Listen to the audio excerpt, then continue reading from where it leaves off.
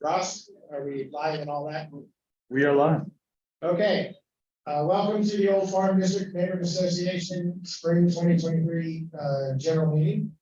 And we have a very packed agenda tonight. We appreciate everybody showing up.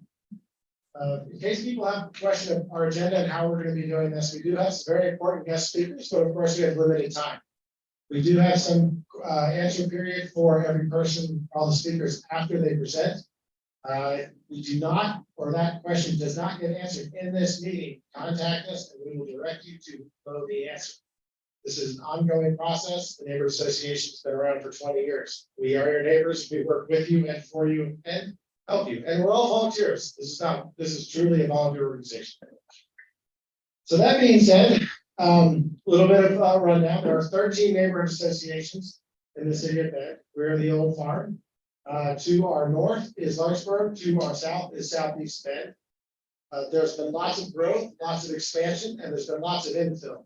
Since the time I've been on the board, over 1,000 new units have been added just to the Old Farm District.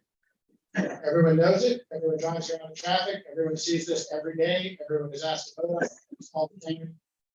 The only way to know what is going on, let me rephrase that. One of the best ways to be informed is to work with your neighborhood association. They're all community volunteers. Everyone lives within the area that they are representatives. Businesses are also allowed to be represented by their neighborhood association. It is one vote per business, whereas if you're a resident, you get one vote per person. So technically a household could have 5 people.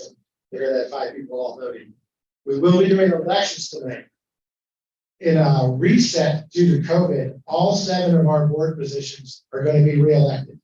The first 4 are 2-year positions. The last 3 are 1-year positions. The position number 1 is going to be, and I'm going to introduce in a second, is our NLA representative. And I'm just going to ask the people that vote, just vote for him and go with this. We need him, and the mayor also has to approve our neighborhood leadership alliance representative.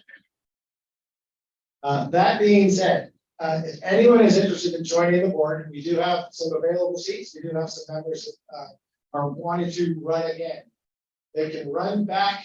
Jennifer, where are you? Yay. Jennifer's right over there.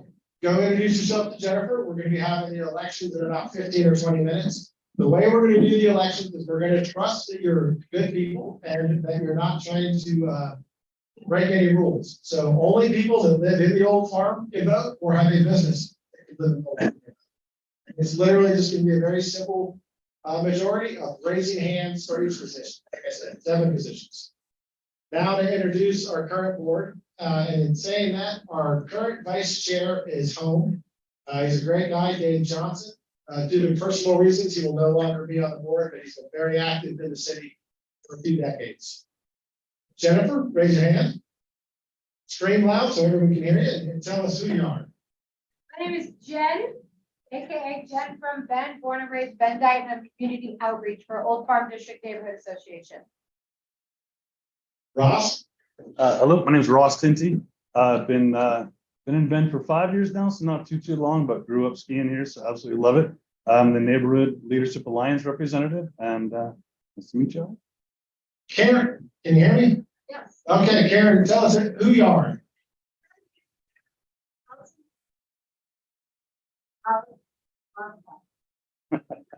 And Brian. Hi, I'm Brian Kennedy, and yes, I'm wearing this fashion-forward statement to say what I do in part, which is coordinate the Bend beautification program for our neighborhood, for which we have volunteer sign-up forms if you would also like to have this lovely attire and join us occasionally to help clean up our neighborhood. Been on board a couple of years, been in Bend about 23 years, so looking forward to an opportunity to serve you again. Thank you. And I am Daniel Garofi. I'm the current board chair. Been in Bend since '99. I've seen it change and grow a lot, but I still love the place. There are a lot of things going on in town, a lot of different groups.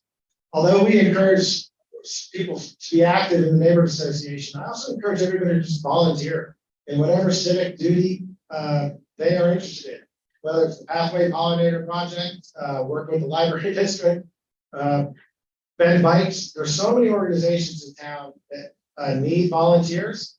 And the way we make a better community is if we're all part of the community and know what's going on.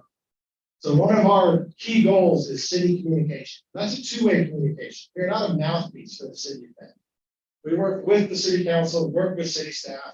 We try to work with the school department, the parks department, as well as just nonprofit organizations in town. We're a nonpartisan group of people. We all do have our personal opinions and our, some of us have agendas and whatnot. But when we are on the board and we're acting as a board, we are working as your neighbors and as the Old Farm District Neighborhood Association. Oftentimes you'll see news stories or things quoting one of us, and sometimes it's on a personal level and sometimes it's on a neighborhood association level. Those are very distinct differences. I just want to make sure everybody understands that. We are people, we do have opinions, but not when I'm up here holding the microphone. My opinion is to represent you guys. Do you have a question or are you trying to flag something down? Okay. So once again, anybody is interested in joining the board, head to the registration table, talk to Jennifer. That being said, we do have a couple guests, we do have food. We're going to be here at least until 8, if not afterwards. We've got a great speaker list. Our first speaker is Tim Rowell. Use the blue mark, that way we know you're on camera. We are live streaming this to YouTube, and all of our meetings are on YouTube. Yeah. Thank you.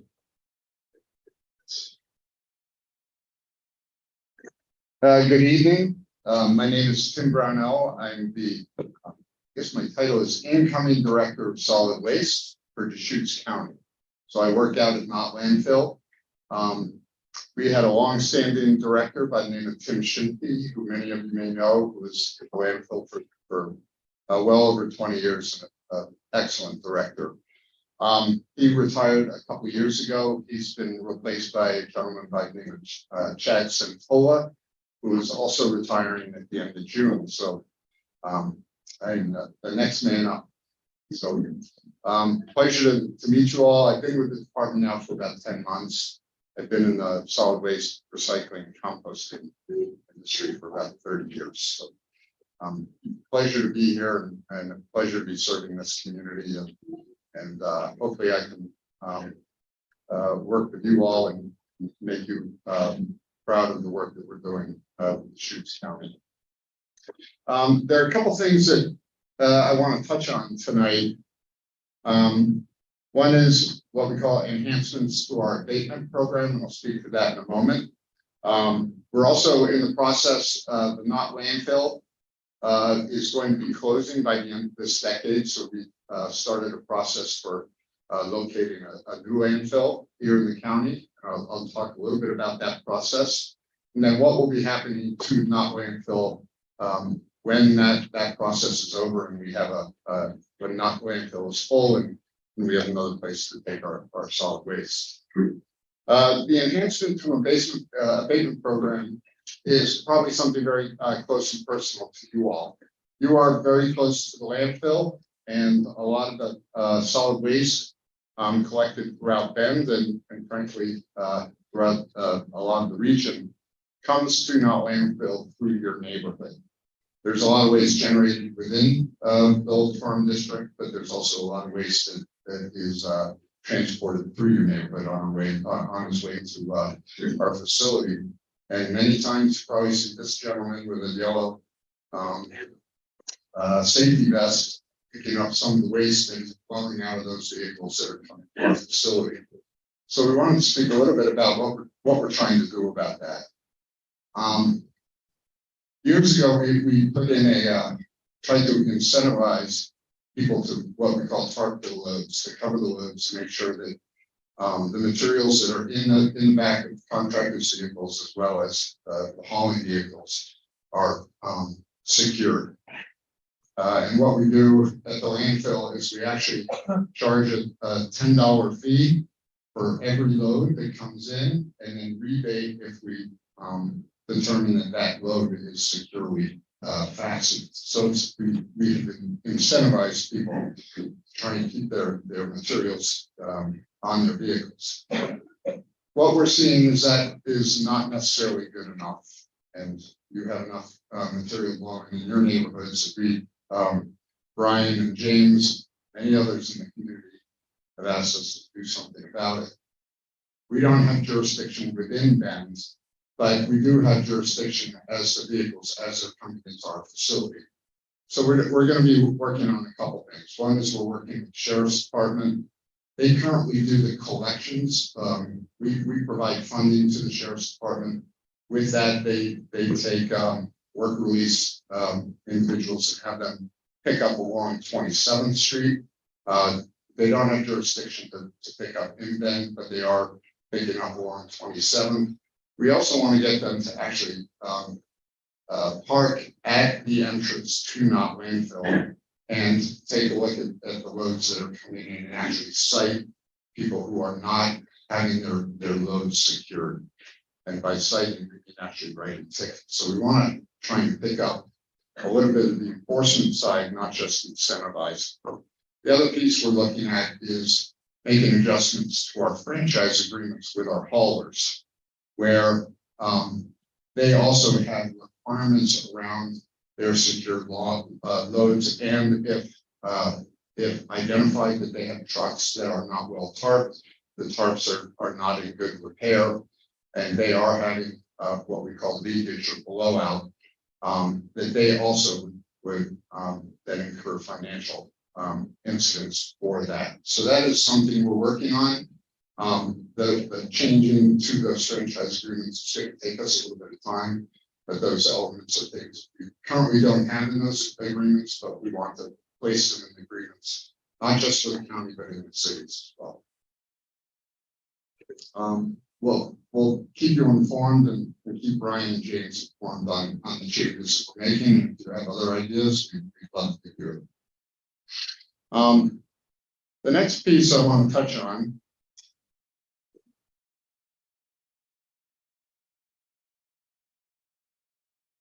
is the landfill siting process that we're in the middle of. This is something we started back in 2017.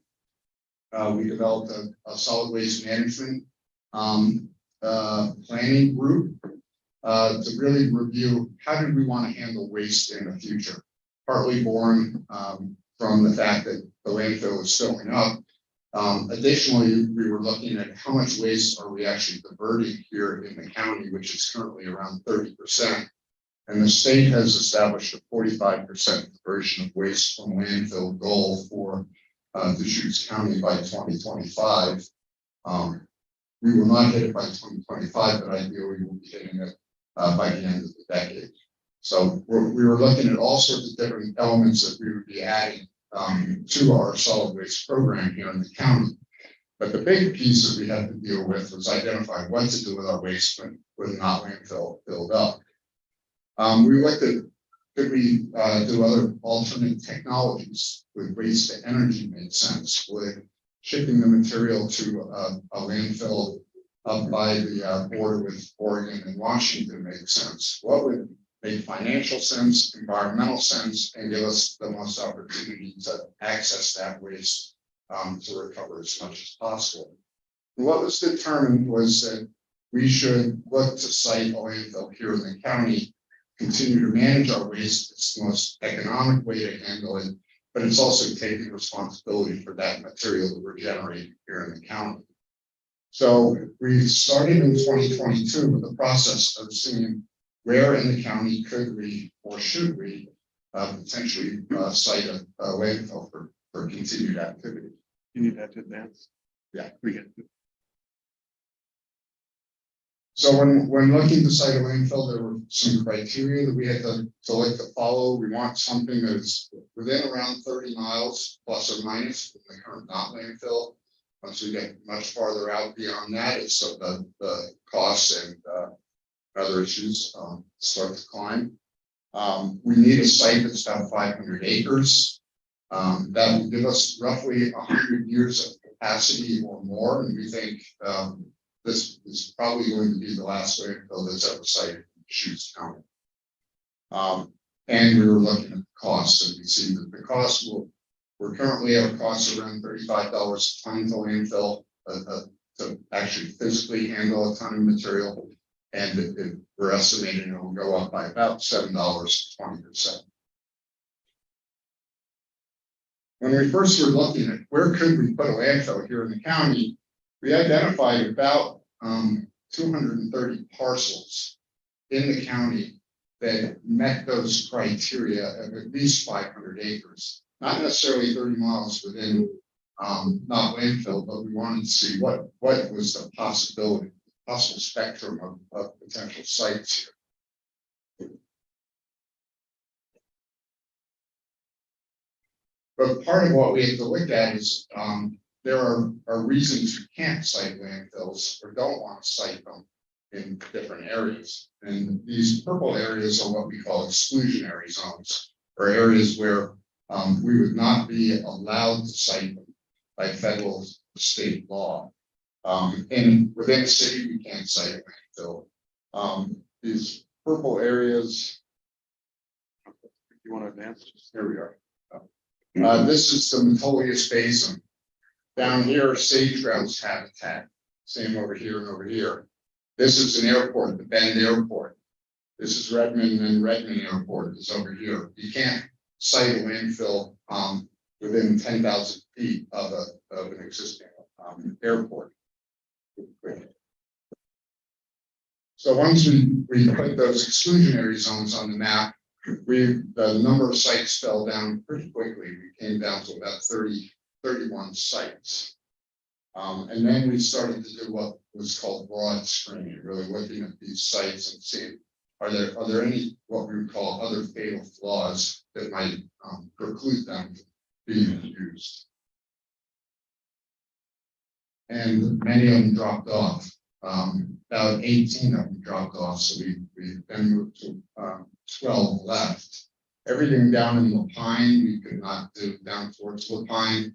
The groundwater is much too high, anywhere between 30 feet and 100 feet below the surface. You don't want to have landfill waste anywhere near the water table or aquifers. Everything up towards the northwest, we were finding that they were too small, not configured properly. So we really had it mostly down towards the east, not landfill in the east. And then we had a couple other sites that were up near Redmond and near here near not landfill. Several of those fell off as we got notification from the Federal Aviation Authority that the FAA saying that they had recommendations of not wanting landfills due to concerns around bird strikes on airplanes. So they didn't want a landfill within 5 miles of an existing public use airport. So that really took everything out in the center part of the county. So where that left us was we have a few sites left. This here is what's called Moon Pit. It's a mining pit. It's just on the eastern edge of the Badlands.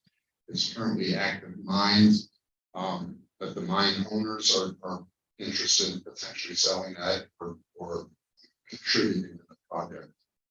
There are a couple sites out off of Highway 20 near Pine Mountain that are privately owned, large 1,000-acre sites that have the potential of being viable sites. And what we're really looking at is that, are they technically viable? The whole process of, are they politically viable or financially viable? That is in the next step that will be going. And then there are a couple sites that are far out here on state-owned land. Those most likely are going to fall off due to restrictions that the state has, existing grazing rights, grazing leases that most likely are going to make that unavailable. So by the end of next month, we're most likely going to be down to 2 to 3 sites from this list that we're going to move forward with. In addition to that, Commissioner Chang from the county just met with Senator Wyden and other elected officials in Washington to discuss whether there might be the possibility of some BLM land that could be appropriate for this use. And we found that there is one property right On right between the two 5-mile circles near the airports and right on 97. If you head between Bend and Redmond, you'll see a solar array on your way up. Back behind that solar array is an area that is potential for site. It's a long shot. It's very difficult to get public land, BLM land. But our elected officials are looking to see if that might be something that BLM would love to grant or sell. So as I said, our process, we want to try and get down to 2 to 3 sites by the end of April. And then by April of next year, spring of 2024, we want to be down to 1 site.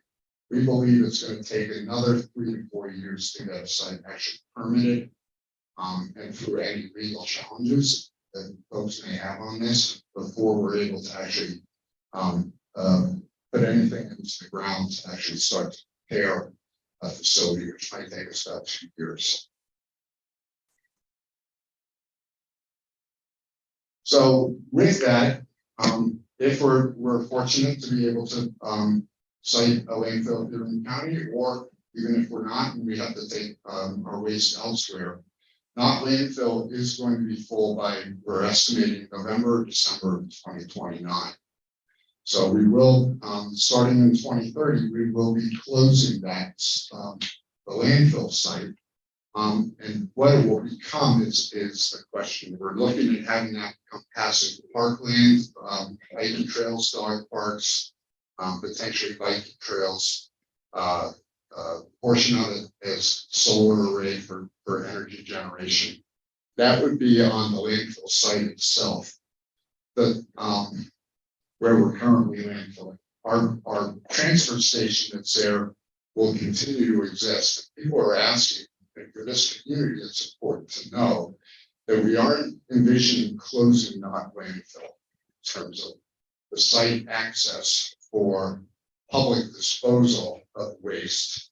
What we would be using is using the transfer station for people to deliver their waste, drop it off, and then it would be transported out to the next facility.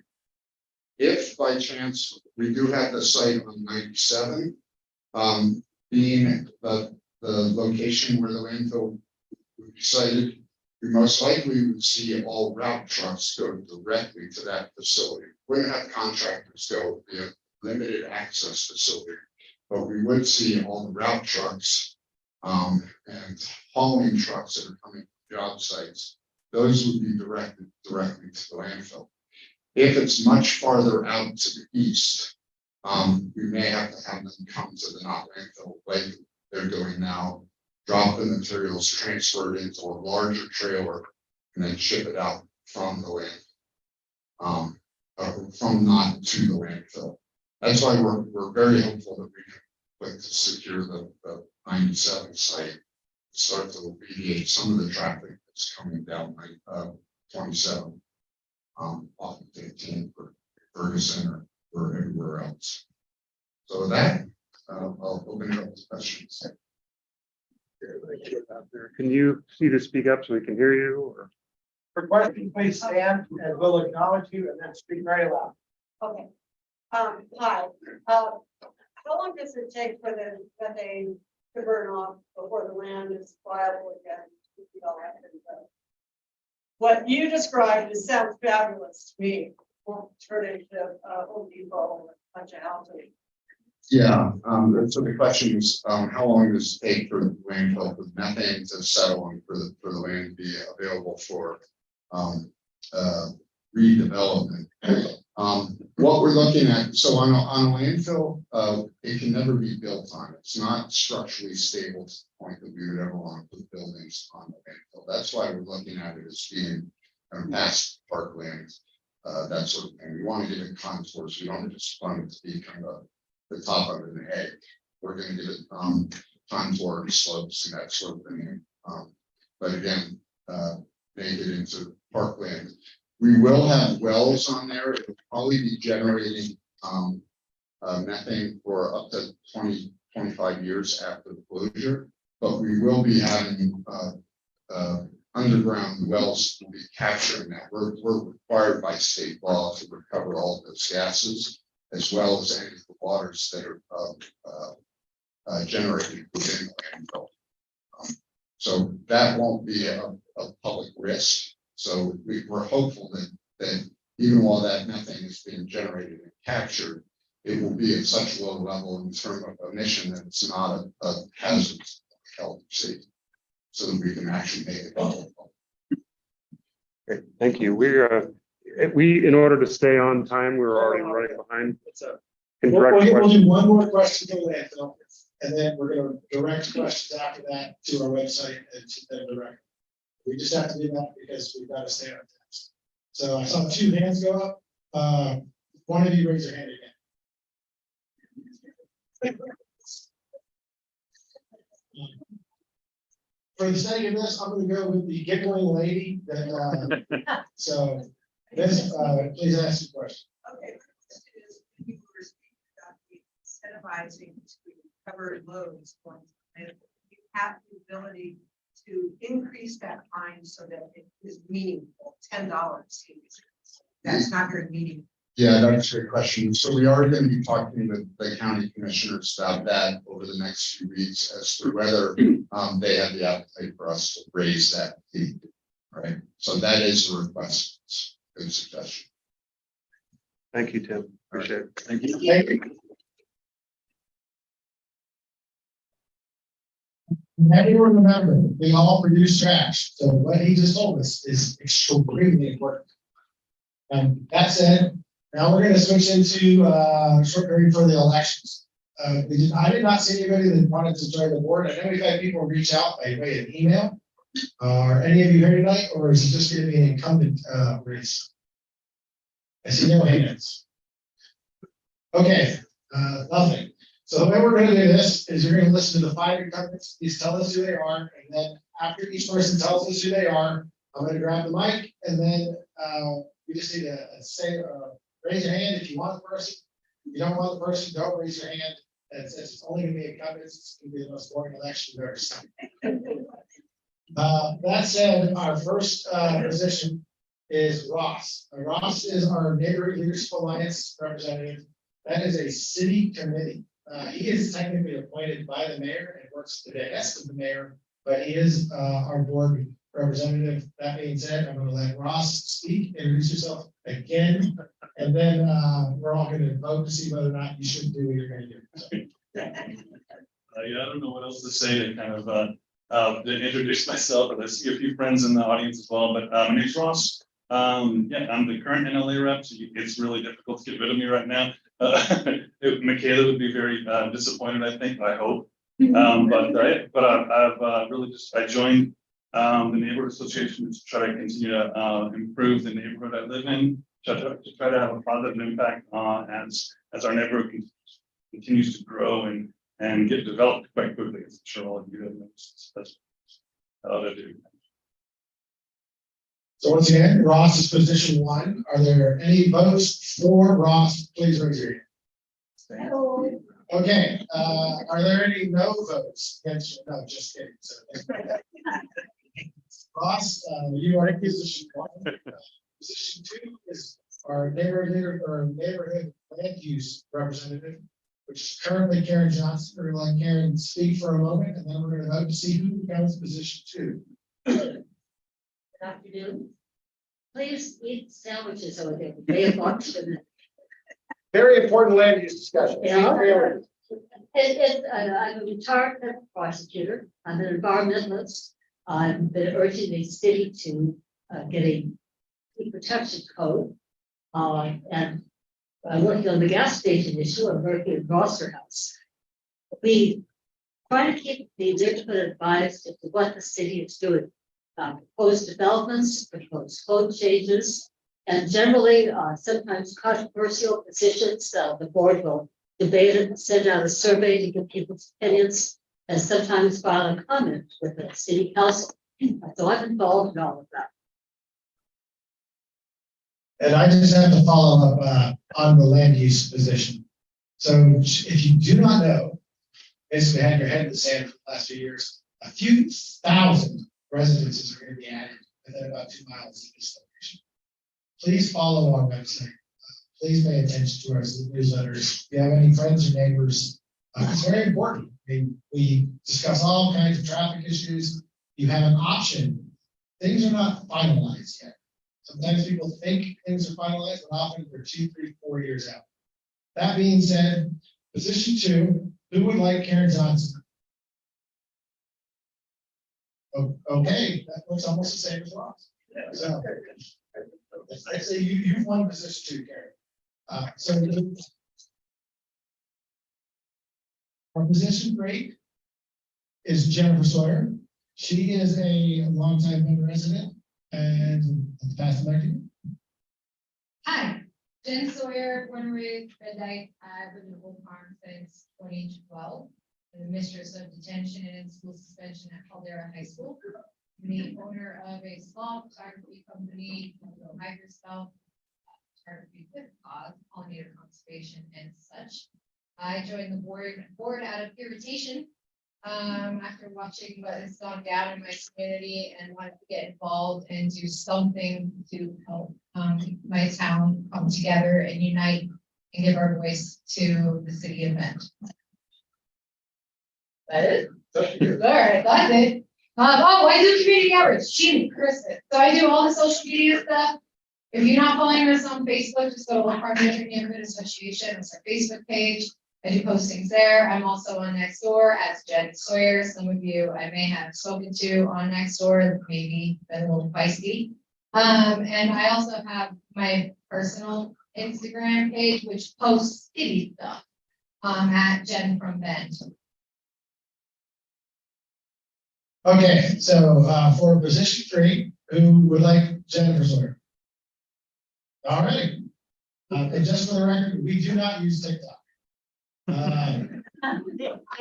Now we have position 4, which is Brian. Brian, please take the mic. Tell us about yourself. Good evening, Brian Kennedy. Been on board a couple of years, been in Denver for 23 odd years. I didn't have a specific purpose to join the board other than to try and get back. And it is a steep learning curve. There are a lot of areas where we can make a difference. To James' point, people are listening and they are looking for our feedback. So that's one of our core missions is to both communicate to you and from you. I think the city counts on that feedback important. So I'm kind of watching the dollars, pick up trash, do whatever support needs. Thank you. Brian Kennedy. So that is position 4. All right, great eyes. So like I said, position 1 through 4 are a 2-year term. We do the elections in the spring of every year when there's not major pandemics going on worldwide. Positions 5 and 6, there are openings. I am running for position 7, which is a 1-year term, just like 5 and 6. My name is James DeRofi. I got on this board before Reed Market got remodeled the first time. That's how I ended up on the board. I see some other old board chairs or board people in the audience. We're an active side of town, but there's a lot going on. Unfortunately, some of the neighborhood associations do not have as active a board as we do. I am also civically minded. I try to do whatever I can. And the board chair, like I said, I'll be here for at least another year. Who wants to vote for me? All righty. So it looks like the elections are over. So we technically do not have a secretary at this point. So we're just we record everything to YouTube. So that's how we keep minutes. Okay, I'm being told encouraged. If anyone wants to join the board, it's honestly serious because about every 2 weeks we get an email, we follow up with them, and they don't want to do it. So the reason why 5 and 6 are the 1-year positions, there is a learning curve. In that, there's a lot going on. A lot of times people move here and they're used to laws, rules, and regulations that aren't applied the exact same way here.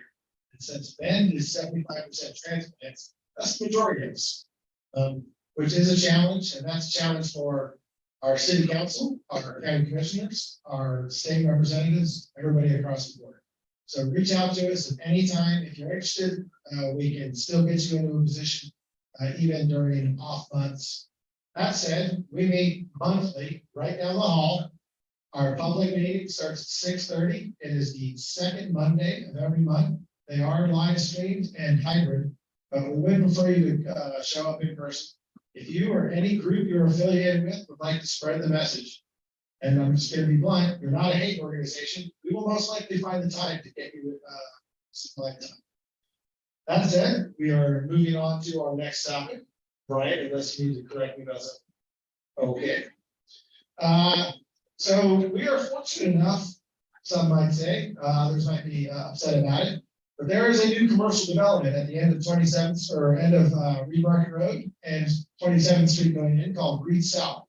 We reached out, we have a couple of their future business people in, and I met one already. Sophie? Andy's here too. So Sophie, why don't you come up? And we've got two people here. They're just gonna tell you about their businesses.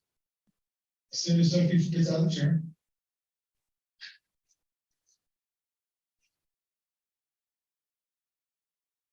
Ready? Tell us who you are and what you plan on doing over on retail. Hi, everybody. My name is Dr. Sophie Dietenheim. I am very excited to be joining the Reed South community and my own dental office there.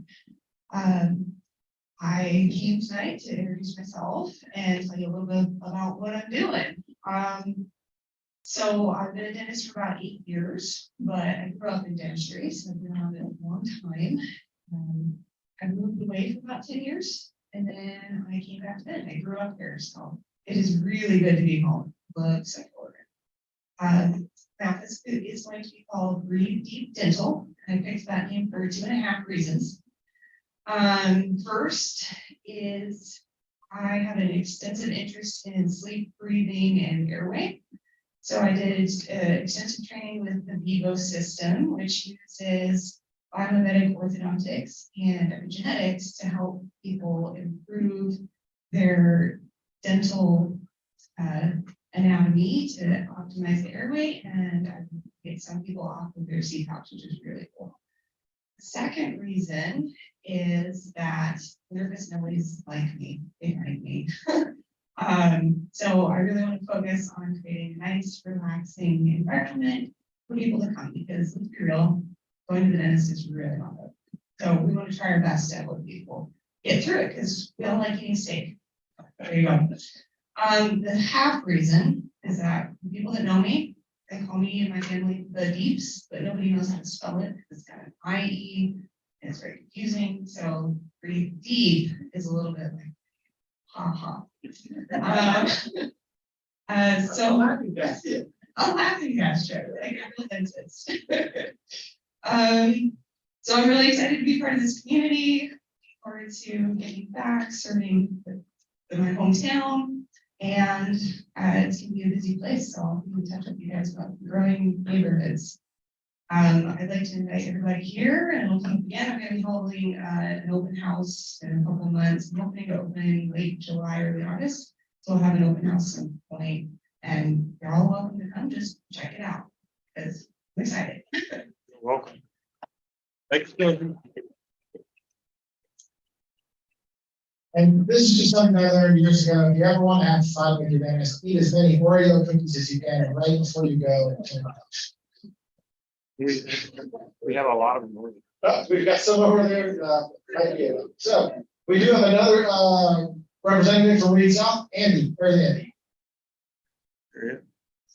So he's going to be the person you don't hang out at his business before you go to the dentist. So.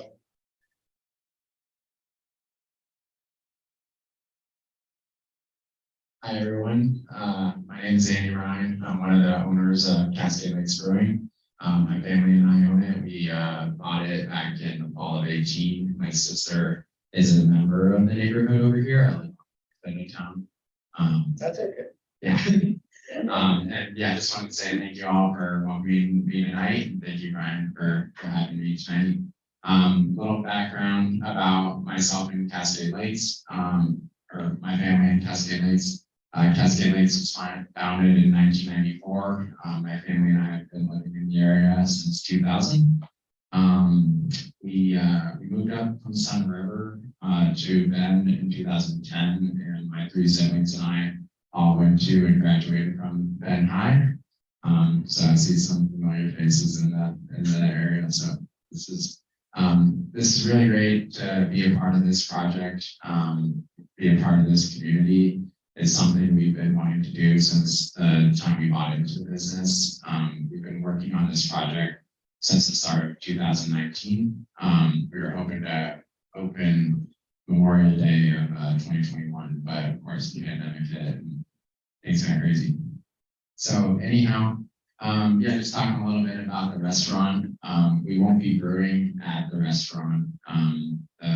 Sort of the wastewater constraints in the city of Bend are pretty tight. So we brew up in Redmond, and we'll be self-distributing our own beer to the restaurant. It'll have a rooftop bar. It's 2 stories. We're aiming for it to be very family friendly, very neighborhood friendly. Certainly open to your feedback at all times as far as how we're meeting those goals. It should offer, the rooftop should offer a great view of the Central Cascade Range. My family and I are outdoor people, so that's something very important to us and something we are very excited about. So it's a company that's family owned, locally owned, driven by locals. We have obviously I'm biased, but some pretty great members of our team that are making sure that we do right by the community. So our goal is to have it open by mid-May.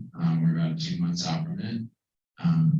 And yeah, I think May is like, it's becoming pretty real. We got things ordered, big pieces installed, lighting, plumbing, all put in there. So we're getting ready to go. We just want to say thank you for welcoming us to this side of town.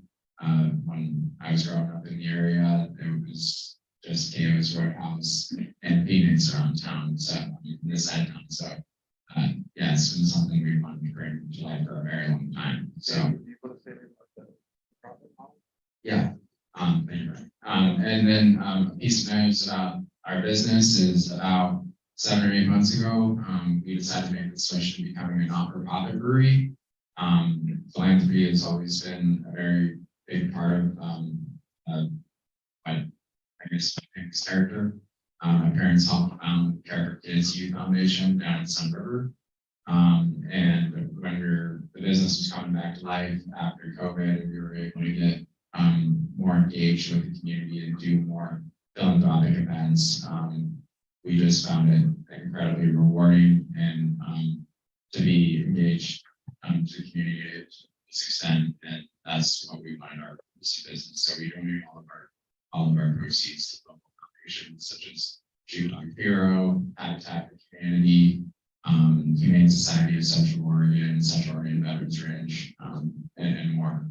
And actually, when we opened, we've done a collaboration here with Habitat for Humanity, and we'll be donating $1 per pint of that beer sold to Habitat for Humanity. So we just did a fundraiser with them at local axe throwing place downtown. We have a community build with them, with our company in them. So we're very excited to be on that path. Will you be having a block party? No, not right when we open. We're gonna take a few weeks to figure our things out and make sure we're delivering a great guest experience before we party too hard. And make sure we're being good neighbors too. Keep the noise down. But we're all invited to the soft opening. Absolutely. Anyone have any, I should ask this for Sophie, but does anybody have any questions? What kind of food? Yeah, so our food will it's our head chef, Jeff Kelly. He governs our food at both of our restaurants. So the menu will look sort of similar to our existing Ben Pub, but perhaps a bit more family friendly, a little bit more economical. Like prices are getting higher and higher when dining out, and we're trying to keep it as family friendly as we can. We're gonna be cheaper than the West End? That's not.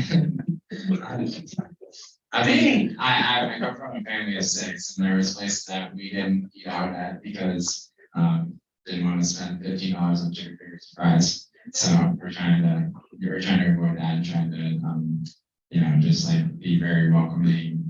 We know there's a lot of youth activities in the area. We were part of that growing up, so we're trying to cater to that. Thank you.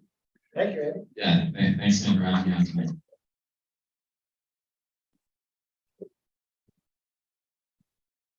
See here, we're in time. We're good. We're doing well on time. So if that said, we've got, if you did not see it when you walked in, we did have some booths up.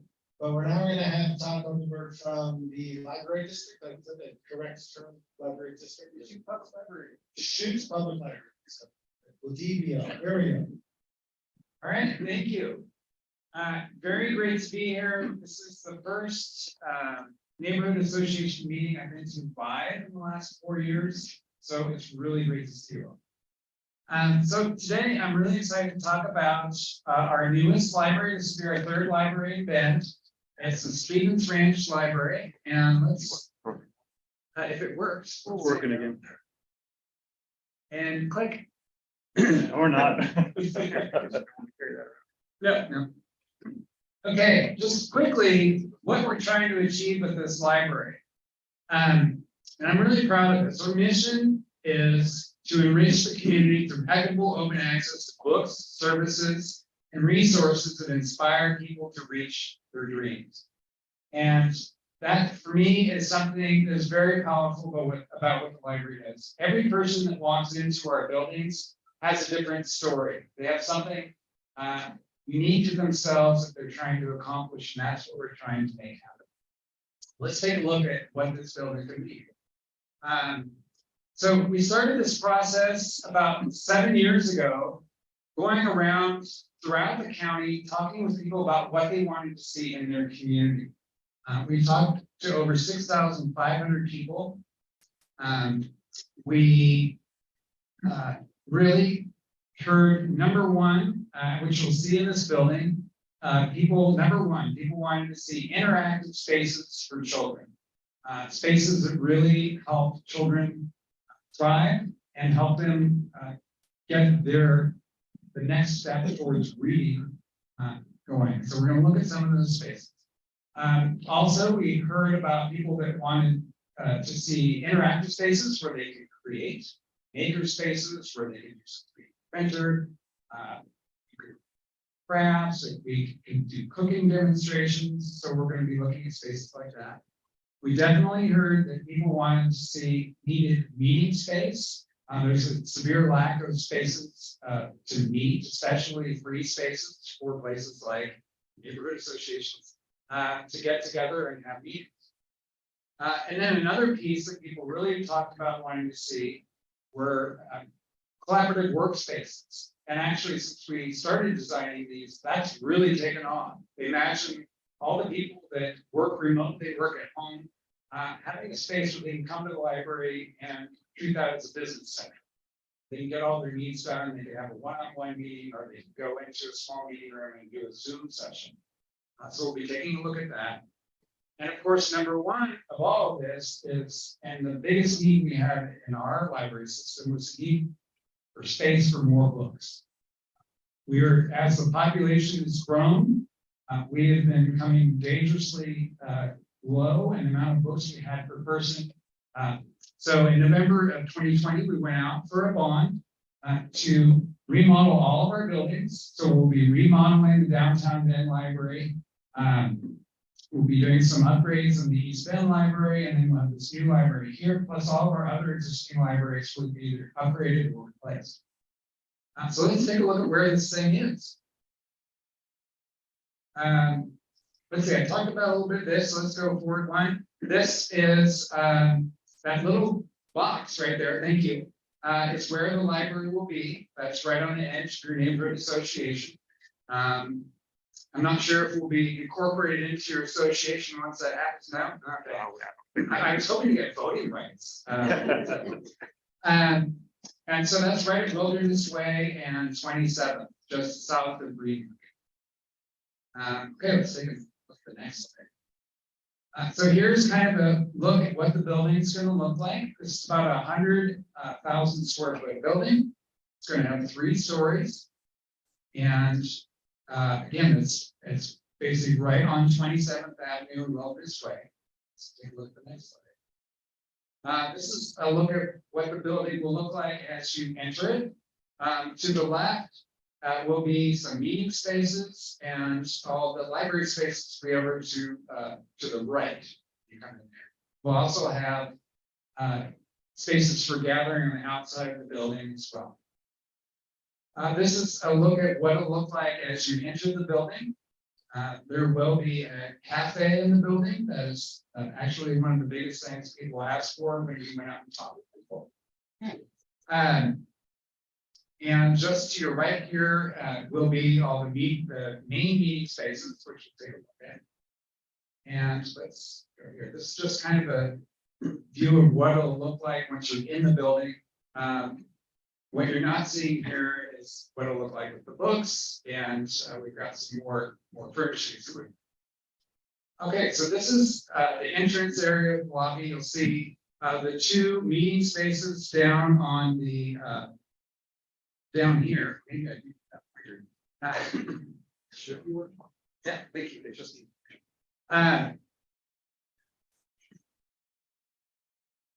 There you go.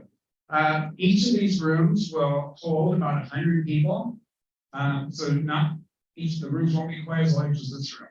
But we will be able to open a divider there, and so you can have a larger meeting with over 200. There'll also be lots of room for books right when you come in. This is also where you pick up your holds, and then right here is where you return your books. We'll have an automated sorting system that will help us check in the books as well. Let's go to the next slide. So here's what it looks like on the first floor. This floor is set up for children and teens. Some really exciting areas. We're going to take a look at this a little more in depth, but we're working with an architectural firm that designs pieces for ONSI, and that will be a big part of our interactive children's area. So we'll take a look at that in just a minute. There will be the creative room where kids can do crafts, they can do 3D printing. So it'll be a very interactive space right there. We'll have a great teen area right when you come in as well. And that's a piece we're really excited about. A space totally dedicated to teens. We're really working on some really innovative designs for that. And that's a piece that we have not had large enough space to really dedicate in our other buildings throughout county. Some great reading spaces designed for kids to sit by themselves and read, lots of spaces to sit down with caregivers to read to them, and a great story time room. One of our most popular programs at the library are story times, and this will allow a great space for us to dedicate to our story times. Let's take a look at the, before we move. Along with this, there will be some small one-on-one spaces where 2 to 4 people can meet. And that's something that we've heard a lot about, especially for people that want help with tutoring, kids that needs group study space where they can work together and not disrupt everybody else. Some great spaces for people to use. Let's go to the next slide. Now we're moving up to the 3rd floor. This is kind of a view of what it looks like from the 3rd floor. And let's go to the next slide. So up here, this will be our floor dedicated to all of our adult services. We'll have a nice space for large print books. Great space right up front for all of our bestsellers, our hot new titles. And then again, creating some more of that flexible space for things like cooking demonstrations, crafting, things where you can be creative and do things yourself. It's a very popular type of program that we do in our library. I talked about co-working space. This is the area where we'll have that. There will be about 6 or 7 small meeting rooms that people can book. And again, free for people to use. And then we'll have another meeting space over in the corner that will hold about 20 to 25. Over in this corner, we'll actually have a really great reading space with some great views looking out over the mountains. And next. So here's a sample of what our children's space is going to look like. Everything in here, it may look kind of like a play area. Everything in there is designed to help pre-reading skills. I always like to say, if you see kids having fun in the library, we're actually tricking them into reading. So a couple of things that are happening. We have spaces that for interactive movement and play, which is very important to pre-reading skills. Spaces for caregivers to sit with their kids and read. And we have these little spaces. I'm going to talk a little bit more about what those are. Looks like little robots, but they're doing a lot there. And then this will be movable furniture that kids can move around, put together in different ways, create their own little reading nooks. And we'll take a look at that. So let's go to the next slide. Actually, I've shortened it, so we're good. Big thing I want to say about this building, we're very environmentally conscious in this building. So it's going to be a net zero building. So all of the energy that we use in the building will be created by our solar panels on the building and on our lawn. Also, it'll be an all electric building. So again, that's how the solar panels take care of everything. We will be going for gold status, LEED status. So a very environmentally friendly building. So that's a really quick look at this. We did have a session right here at Larkspur Center last week where we had architects out. We filmed that. We put that video on our website so you get a lot more information that way.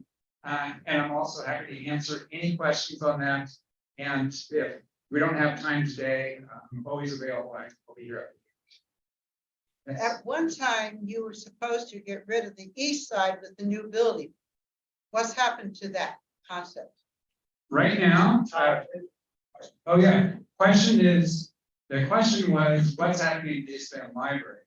The East Bend Library is a rented facility, and we rent that out for 5-year increments. So we just renewed that lease in 2020, and it is due to the end of that lease is December 31st, 2025. At this point, our library board has not had any discussions about what they want to do with that in the future. So I cannot say anything beyond that time. But that is a piece that is still in existence, and we will continue to operate it as long as we have the lease. So when will this new library be built? Oh, great question. When will the library be built? We'll break ground on the library next February, and it's due to open at the end of December 2025. Thank you. Yes, in fact.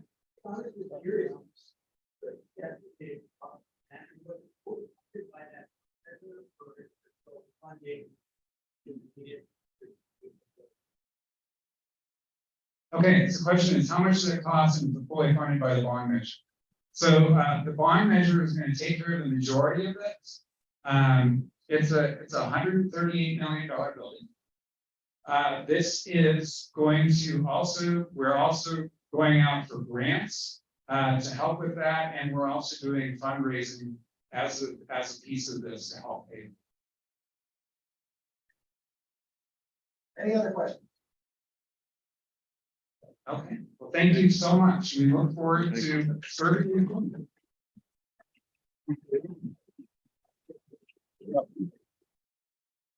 Okay, so now we're gonna have a few minutes of fun. So we've got some swag in the back that basically is Old Farm District Neighborhood Association stuff.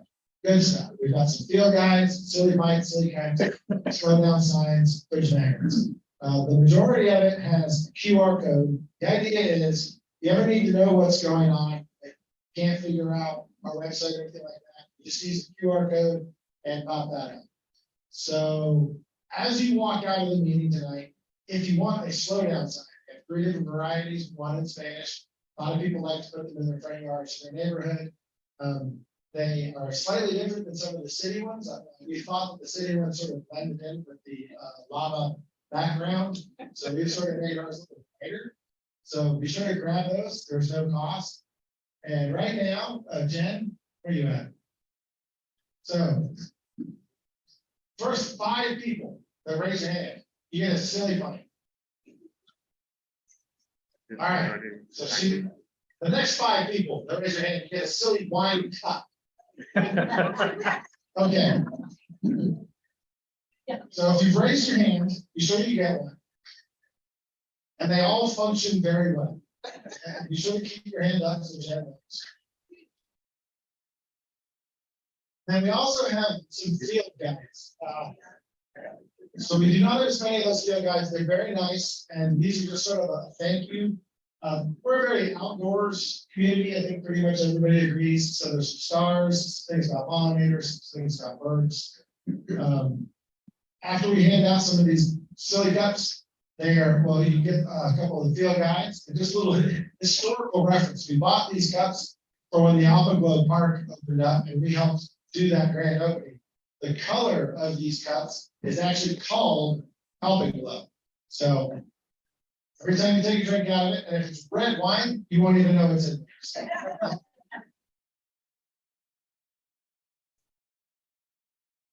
that it? Jen, we have more?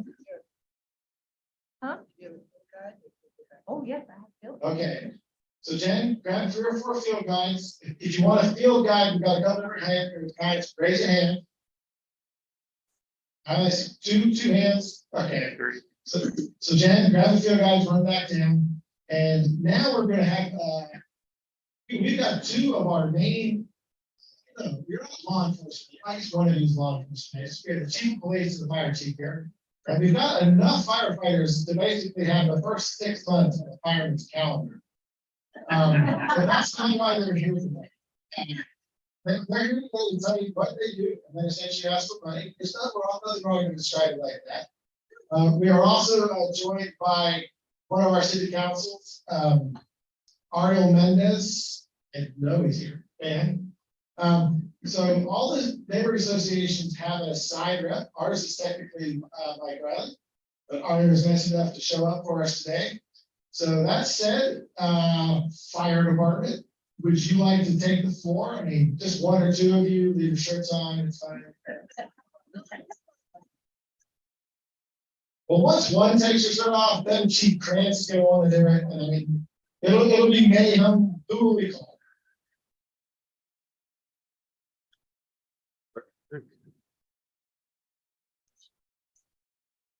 He's gonna want to say something. Waiting for my field guide. Oh, hands up for a field guide, Jim. Field guide,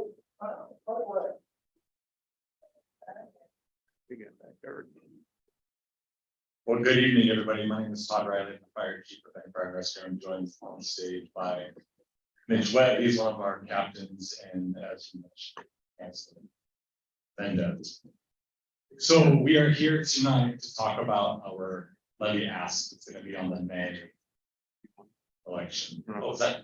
We'll try. Yeah, let's. I pointed at you. I don't know how close you need to be, but I think if you pointed at him, he pressed the button. I think you pointed at me. Elements. Why we are here.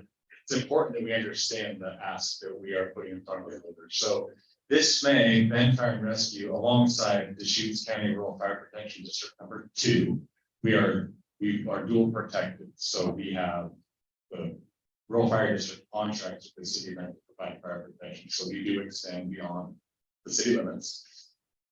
We're going to ask voters for an increase to our levy. It's a 5-year local option levy, and it is to provide essential funding for fire and emergency medical services. We do not only provide fire protection, we also take people to the hospital. Oh, I pointed at you and then you pressed the button. Apparently, yeah. Okay. I like it. See how often I get made to do it. So what is a local option levy? Nice. It's also known as an operating levy. These terms can be used interchangeably. It's a funding option that must be approved by you, the voters. Is a tax rate that is determined by a property owner's taxable assessed value of their structure and everything. This is an important distinction to understand, because the difference between taxable assessed value and a real market value, especially in Benton, the difference is drastic. We are levying this tax against taxable assessed value. Our levy will be for 5 years, and when it expires, you either renew that levy or ask for a new one. What will it do? Well, we're going to use these levy revenue dollars to support staffing, expand staff, and pay for expenses related to staffing, such as equipment insurance. Where are we today? The existing levy is a 20 cents per 1,000 of taxable assessed value that was approved all the way back in 2014, renewed again in 2018. This levy expires June 30th of 2024. What that funding did was it allowed us to expand our operations in 2014. This picture here illustrates our first ambulance operator employees. It's a lower level of emergency medical provider. It's not only cheaper, but it's a better service to their customer. So if somebody has a non-emergent medical complaint, they can get an EMT in an ambulance instead of a firefighter. We bill at a lower rate, and it keeps emergency medical services and paramedics. And it really does put the right resource at the right call. And just for reference, the gentleman second from the right, he was an AO back in this picture, but now he's one of our firefighter paramedics and he's standing in the back of it today. So that part actually does bring us some of our best firefighters. So why are we proposing a new levy? It's been mentioned several times tonight about how our community is changing, but what I want us to focus on is the increases in demands for service for fire and EMS service. Yes, Benton has grown. That's not the problem. The problem is the rising calls for service. But when you're sending the same amount of resources to more calls, the likelihood of that resource being tied up, not available for your emergency increases. So when you see the number here, it corresponds to 2014, it's 9,000 calls per year. That's when we set our first levy rate of 20 cents per 1,000. We haven't changed the levy rate in 10 years. Over that time frame, our call volume has increased by 60%. So now we're running over 13,000. And when we project out from 2024 to 2029, so that's the life of our next levy, out to 2029, it's expected to grow another 38%. So an even steeper rise and increase over a 5-year period. I mentioned response times. We measure response times on a monthly basis. The top graph is for responses inside of the city limits of Benton. The bottom graph is for response times to our rural fire protection district. We have a goal of beating 6 minutes in the city. We have a goal of beating 9 minutes in the rural district. The reason for the difference is that the rural district is so spread. Doesn't make sense to have the same standard. Like I mentioned before, with our call volume growing, if we are committed to a call, if there could be an emergency right next to the fire station. If that crew is tied up on another emergency, they're not available to respond to somebody right next to the fire station. So we send somebody from across town. You'll still get service, but it's just going to take long. So I'll give you an example of why response time might be delayed. Go back, sorry. But we can all appreciate that fast response times correlate to better outcomes. Faster we can get them, be it a fire, be it a motor vehicle accident, be it a medical emergency. Quicker we are there to render aid, the better the outcome. So that's why we measure response. Like I mentioned before, our goal is to beat 6 minutes. we're not meeting it anymore. We're running too many calls, we can't get there. But chief, you're only over by a few seconds. Yeah, but I don't want to be over it at all. We've said to the community, we need to beat 6 minutes. If you go all the way back to the far left of the graph, we were at over 7 minutes when we birthed the first levy. When you voted for that first levy, we were able to drop our response time because we were able to add resources. That's the state we find ourselves in here. But then we also have this math problem. The cost of doing business has increased faster than our revenue, and we find ourselves, because of our flat levy rate since 2014, spending more money than we're bringing in. The time to correct that is now when we put this levy in front of the voters. 81% of our funding is from property taxes. And if you've lived here long enough, you know measures 5 and 50, they help keep our property taxes low, but those also hinder growth of city resources, which is why we had to step out and go for a levy in 2014. We needed to add resources. The general fund couldn't support that addition. That's why we went up for the levy in 2014. Rate wasn't changed in 2019, so we stayed with the same levy rate for 5 more years. So we've been on a decade of flat revenue. It's time for us to increase that revenue to simply meet the needs that the community is asking. So here's our real market value versus taxable assessed value. You can see that I may not be easy to read, but what's important is to see the difference in those two graphs where real market value is accelerating upward. The taxable assessed value is markets right out and flat or a very slow 3% increase per year. Important to remember that Bend does have the lowest property tax values in the state, which is great if you're paying the property taxes. It's not great when you're asking city resources to expand their service. This is a punchline, right? What will it cost? We're asking for a 76 cent per 1,000 taxable assessed value, which is a 56-cent increase of the existing levy, which is 20 cents. Our 20-cent levy will expire and go away on June 30th of 2024.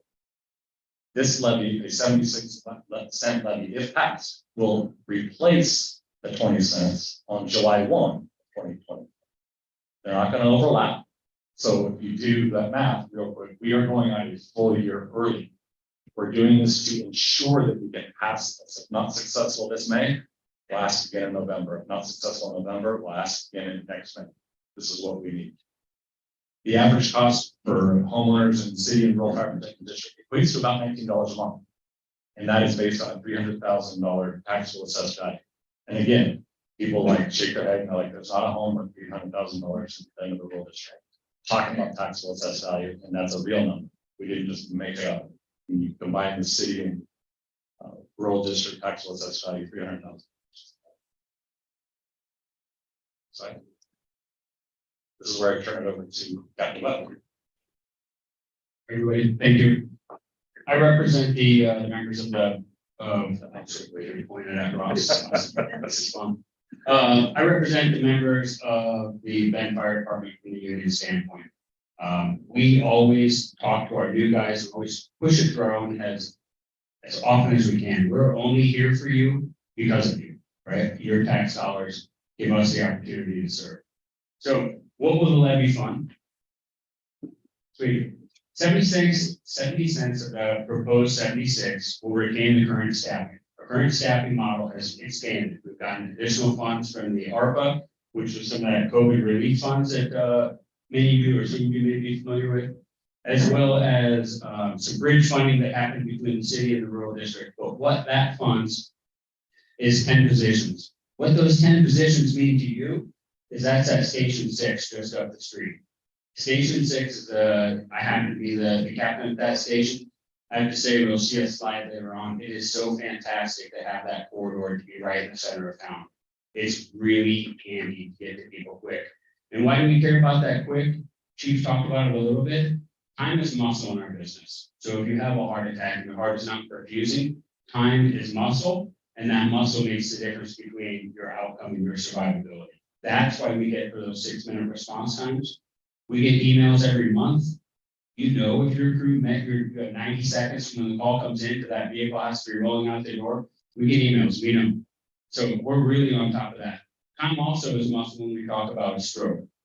Quicker we can get to the ER, the quicker we can get that appropriate care, the better the outcome is for the patient, whether it's you, your neighbor, family member, or just fellow Band-Aid.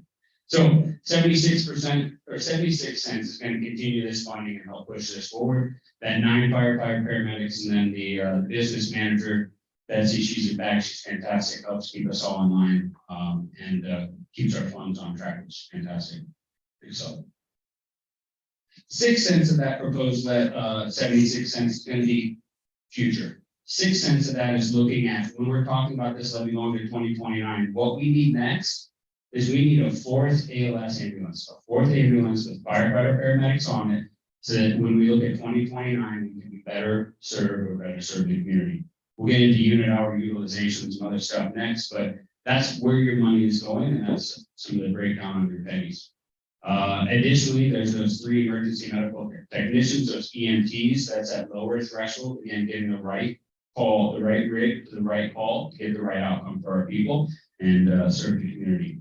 And then the last position is that ambulance biller. That one is going to recoup those fees, help process our ambulance billing and get that money back in. We can't be too far out on our billing. We run into regulations on how far out we can bill, all of those things. And that's some of that just basic cost recovery. It will also help support for continuing ed. As you guys can see, we really push for it. You guys, we are happy to serve you, and we're happy to be in a community that's American Heart Association gold standard. Last year we just got numbers back from our care system, which is the overall government body that really assesses how you do on cardiac arrest survivability. Numbers for last year came back at 55%. Pretty incredible.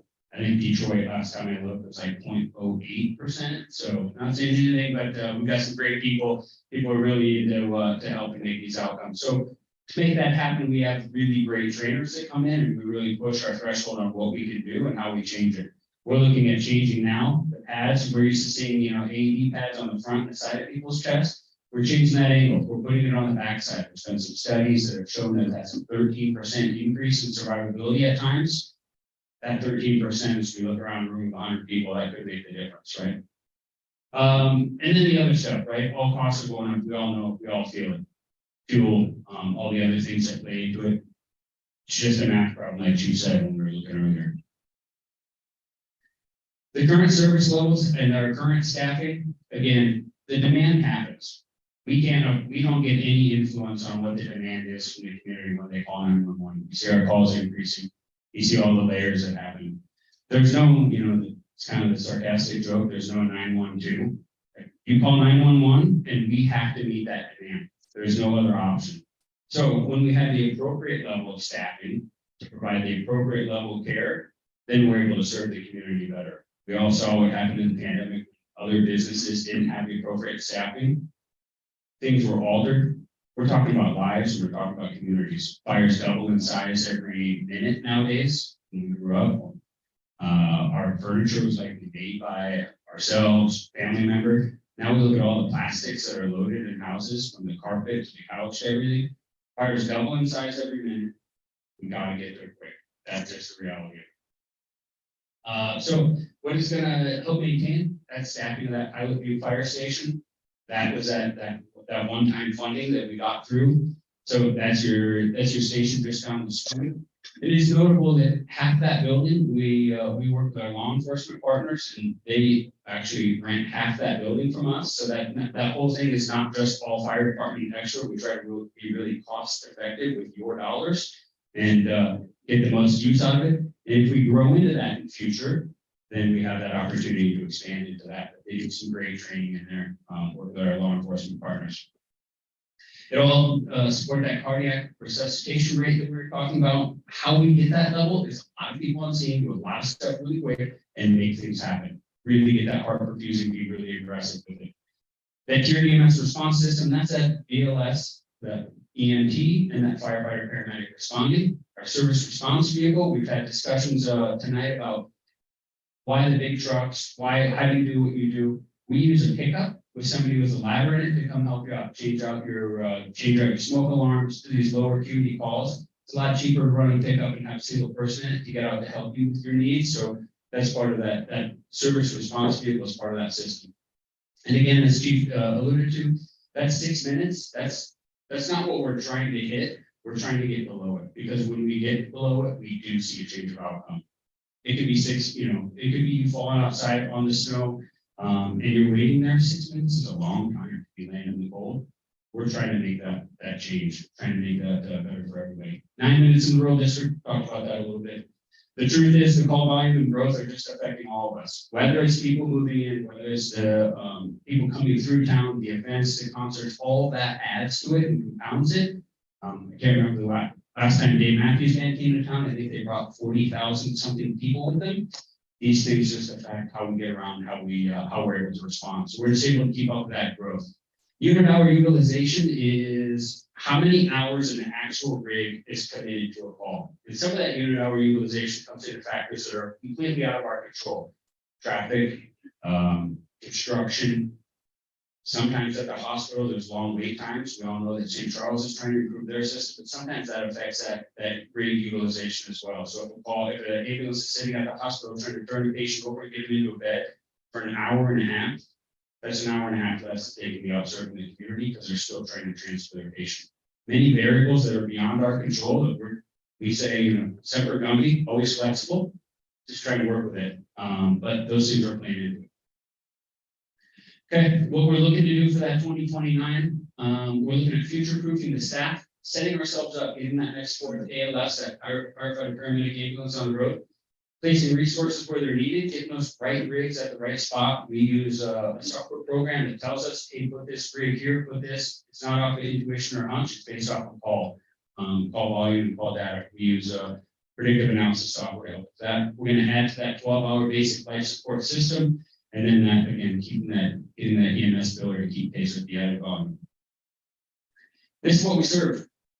About 1,450 square miles. We go out to milepost 69, out Highway 20 to the east. We go to Bachelor. We go halfway up Lava Butte, and then we go about halfway to Redmond. You see right there in the center, the gray, that's us. That's the city of Bend. And then right outside of that is that rural district that we cover as well with our partners in that. And then outside of that, you see the big outline on all that area that we hit. Those dots in the center, those are your fire stations. And I think it's notable that on the left, that's all the other things we do. Structural and wildland fires, starting in the center, structural seem to be more pinpointed there, but as we get into those fringe areas, that's that wildland interface zone. Things are really growing rapidly, as we know. And then our motor vehicle emergencies, our medical emergencies just going up rapidly. Other people aren't fully aware. We do a lot of swiftwater rescue operations, a lot of rope rescue operations, as well as confined space and trench rescue and some of these other things that are, and machinery rescue. We've been getting into that a little bit more lately. So these are all things that are part of it. And then on the prevention side, right? We don't wish these bad days on anybody. So the prevention side, we got investigations, mitigation, detector installations, and wildfire risk. Here's your stations. I don't know which button is the pointer. So if you see, we've got kind of a diamond or a rhombus on the outside here with these stations. There's your west, south, east, and north, and then you got station 6 right here in the middle. These colors depict what we call the first due. Here's our Tumalo station.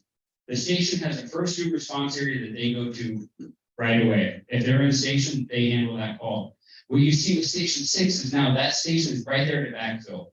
You got another rig right there, seconds away from following that up.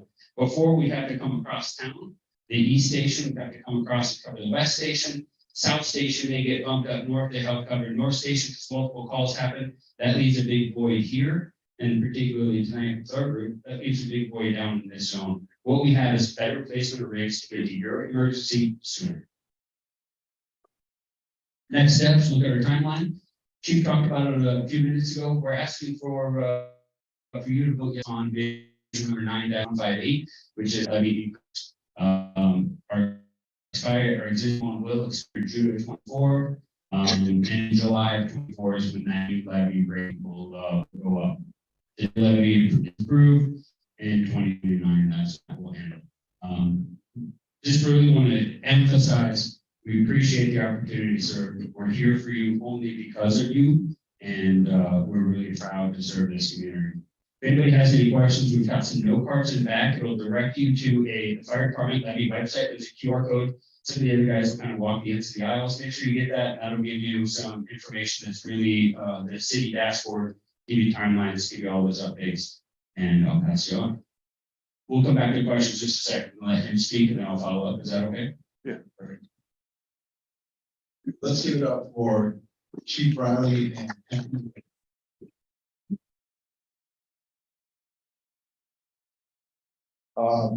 I'm just so impressed. I mean, they're so knowledgeable. They really know their stuff, and we are so incredibly fortunate to have them working for us. Good evening, everyone. My name is Councilor Aria Mendez. I was elected in November and took office in January, along with Councilor Mike Riley. Mike is actually your official liaison with the Old Farm Neighborhood Association. He couldn't be here tonight, but I wanted to make sure that you knew that this fire levy has the unanimous support of City Council. Two things that I just wanted to leave you with tonight. One is the most common question that I get is, Bend is growing so much, so why aren't the tax revenues keeping up? The city's permanent tax rate is $2.80 per $1,000 of assessed value. That hasn't changed since 1981. And in the 1990s, when measures 5 and 50 took effect, that split in the chart that Chief Riley showed, the market value of property and the assessed value of property began to diverge. So the costs that the city faces, the costs that the fire district faces, those keep going up along with the rest of the market. That looks much like the market for real estate.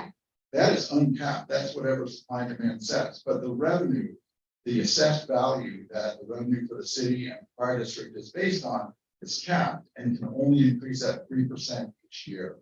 So when you're in an inflationary environment that is approaching double digits, this is a recipe for shortfalls. Every time a developer builds a house in Bend, the county assesses it at a rate lower than its market rate. The last time I checked, the exception rate, that's what the county assessor calls it, was 48%. That means a $1 million house that is sold on the market, the taxable value, assessed value of that house is $480,000. So that's a really nice break for that property owner, but that means that the city, the fire district needs to make up for some revenue somehow. And that's where the shortage is coming from. So the principal defense of measures 5 and 50 are that government comes to the voters periodically, and it's every 5 years, to ask for permission to keep up with costs. That's what's going on here. The last thing I wanted to leave you with tonight is just to emphasize 3 of the numbers that you saw on the slides there: 6, 9, 50. That's 6 minutes response time inside the city. That's saving people's lives, and every minute counts, especially for some of these cardiac events. 9 minutes, that's the response time in the rural district. On average, that's at 1,450 square mile area. You learn something new every day. I didn't realize that the district ends halfway up Lava View. Is that right? The next time I go up there, I'm gonna look for the sign that says, "I'm now exiting the fire district." Oh, watch out! Now we know, and I can get that as a response time. And 50% survivability.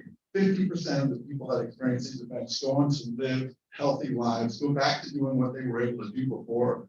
That is far above the national average, which is around 30%. So if we can't pass this levy, it will affect people's lives. Fewer people will survive. We've seen what happened when the response times start to creep up. So that's all I'm going to say tonight. I'll stick around if anybody has questions, but thanks so much for having me.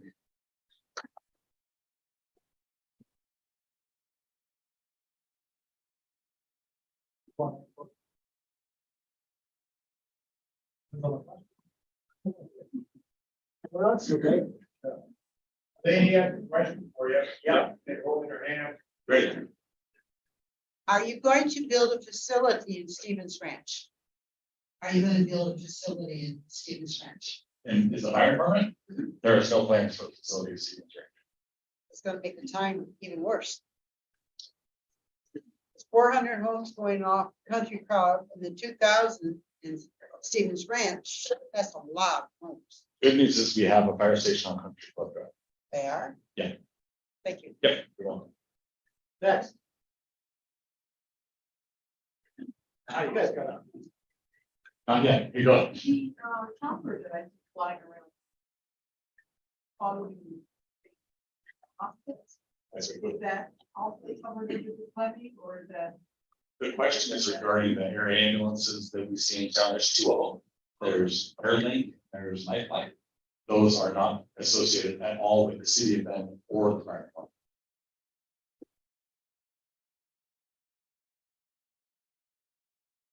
We'll go here. For a few years, the Country Club Road Station participated in our neighborhood parade. And, I noticed last year you didn't, did that, and it was always a big draw for the kids in Club Card. But leading the parade, basically. Do you know about this?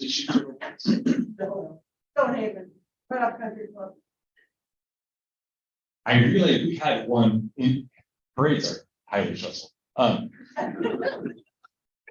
Just you. Right, there was a parade we missed because we had the engine devoted to that broke down.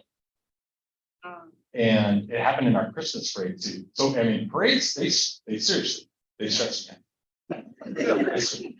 So you talked in your numbers there about the bulk of it, the 70 and 76 cents going to personnel, which is understandable. But capital costs, maintaining and replacing equipment as it wears out, is that covered also, or is that? Yeah, the equipment, training, personal protective equipment that goes towards operations is also in this levy. Thank you for that. Yes.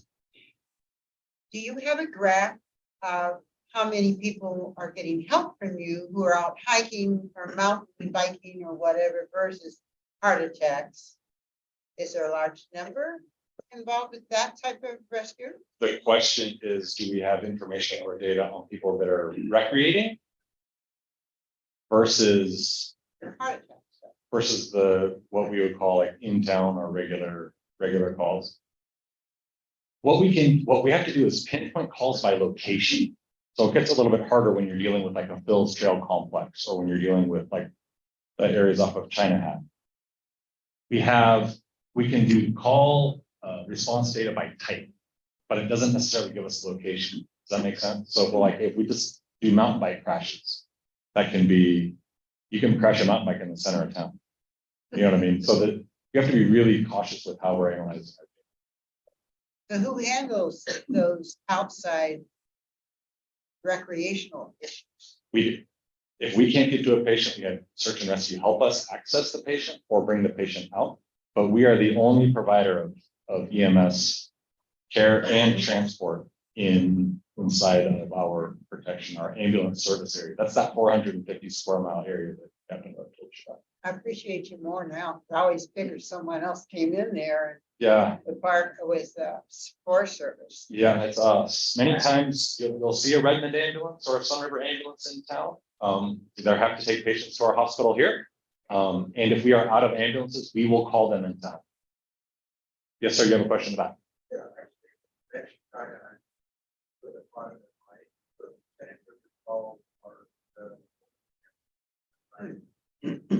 So we use the call data, and I don't have my data analyst next to me, so take this with a grain. She'll kick me when I get back to the office.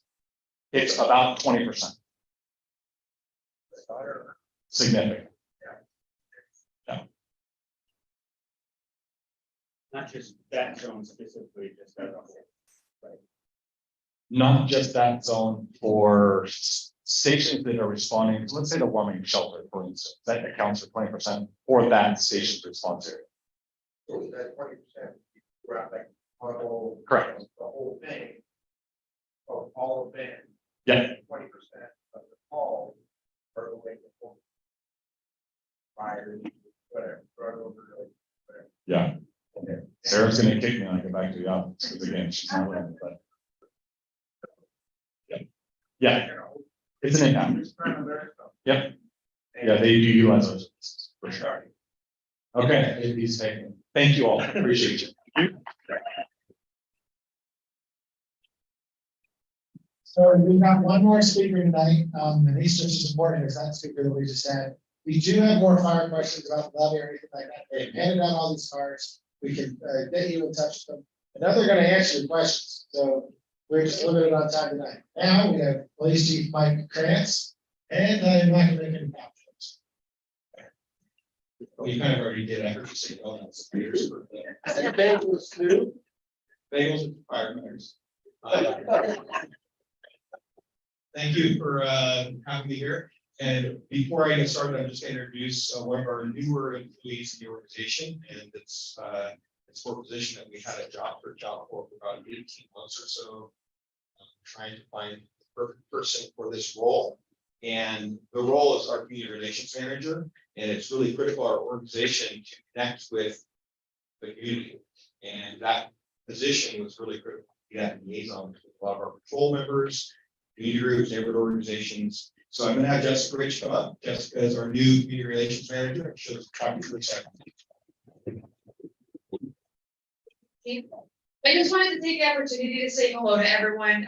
I don't often get to interact with the neighborhood associations on an individual basis, so it's kind of a nice opportunity to see someone other than the chair and the rest of the board seats. I've been around public safety in some capacity for a little more than 20 years. This is near and dear to my heart. This is a great opportunity for, I came from Black Butte PD and ODOT previously, and this is a really great opportunity for me to serve the community where my family is, where my kids go to school. Very happy to be working in town and to be working with everyone individually. I am the link between your police officers, and so, you know, there's turnover every couple of months as the staff change shifts. You can always connect with me and I'll help with a smoother transition. I'm just very grateful to be a part of the community here. We're transplants from the East Coast. We've been here 3 years. We chose this place. We wanted to be here. I know that sometimes there's some hard feelings about the transplants coming in, so hopefully you won't hold it against us. But I'm very grateful to be here, to be serving you, to be serving the rest of the city. And we do have a community academy coming up. If you are interested in volunteering with the police department, we do have opportunities for you to do that. Come serve your community as well. The pathway to doing that is through Community Academy, so I would encourage you. It does start on April 4th. We are still accepting applications. It is available through our website where you can reach out to me directly. Thanks, everyone. Have a good night. Yes, sorry. The question is, how can you get a hold of me?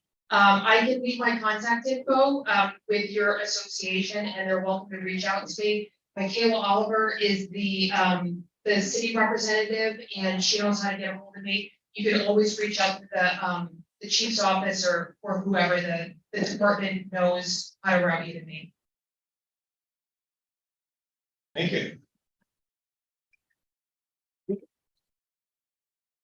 It's a great opportunity if you're interested. It's 9 weeks on Tuesday night for about 2 hours and 3 hours every Tuesday night for 9 weeks. It's a great opportunity to really get a little more in-depth experience around your police department. What I want to talk to you tonight is just a few things to start off. I know my time is short, so I wanted to allow some opportunity for questions that usually drive some of the conversation. I didn't bring slides because I wanted all the attention on me because I don't have a calendar like our firefighter friends do. They don't. So first, I just want to talk a little bit about what we do. We provide public safety service around law enforcement. Really, our job is to respond to investigate criminal acts and public safety issues or concerns within it. Our job has expanded a lot over the last 10, 15, 20 years in that we have, as law enforcement, as a profession, taken on a lot more than what our traditional or truly what our role really should be or can be. A lot of that's because the systems have changed, mental health crisis response have changed, addiction disorder response has changed in the street. What's that look like? Community care has changed. A lot of our mental health crisis resources within the state has reduced, and a lot of that treatment occurred in the community, so community treatment, which brought a lot of more responsibility and calls of service from the community to the police. So what that means for us is our calls continue to rise. We go to about 75,000 calls for service per year. That's both in non-emergency, 911, and then that's also self-initiated work, meaning when officers drive around and they see something, they stop and they address it. Or they see a traffic violation, they stop and address that, as I think our community would expect, that if they see something happening, they should stop. In those calls for service, what we've seen is that number was increasing prior to COVID in 2020. And it was gradually increasing every year, 3 to 4%. 2020 came, COVID hit. Like everything else, our calls for service reported crimes dropped, which was pretty significant. 2021 slightly went back up, and then 2022, as we open back up, that stuff all jumped right back up, just like it was prior to COVID. So we've seen this big increase again. And 2023, we've seen about a 3% increase in reported crime so far this year. It doesn't seem like a lot, but as that continues to climb every year, that's significant. The good thing about Bend is we are safe. This is a very safe city. And I like to talk about that because frequently I go in and I talk about crime increasing and calls for service and our demand, but we are very safe. I think that's a really important thing to remember and really talk about, because safety, everyone wants to feel safe, and the perception of safety is one of the most important things our community can hold, is feeling safe and being safe, feeling safe. The vast majority of our crime is property crime. Highest numbers in your neighborhood of the last 3 years have about 800 reported crimes per year in this neighborhood. And those highest numbers, which is good, I think. Criminal mischief, less than $500. So maybe a spray paint, something broken, somebody damaged something. Warrant arrests. So our officers are actively finding people in the area that have warrants. A lot of times that's traffic stops. DUI arrests, theft, and most of that is theft from vehicles. That's a good reminder right now. Theft from vehicles is one of our highest crimes in the city, and a lot of it here is opportunistic. So we really try and get out every time we talk to folks and remind people, take your stuff out of your car, lock your house, lock your garage, and if you can't take things out of the car, at least hide it and make it less opportunistic for folks to grab it and go by. The vast majority of our items stolen are just something sitting there. It's simple. Most of car break-ins or theft from cars are simply opening a handle, opening the window that's already down, going through the window and just taking something out. So it's not a lot of damage. It's just really easy to reach right in, put something sitting there, a laptop, purse, wallet, whatever, firearm. A lot of things are left in cars here. Why is that? Because we all perceive to be a very safe community, so that's great. But we need to keep it safe. We need to keep crime down, even the low-level reported crime, because it's a problem and it grows. Our violent crime slightly up, so violent crime, person crime, very slightly up over the last 2 years. But again, it's not both calls for service, theft, property crime, and violent crime.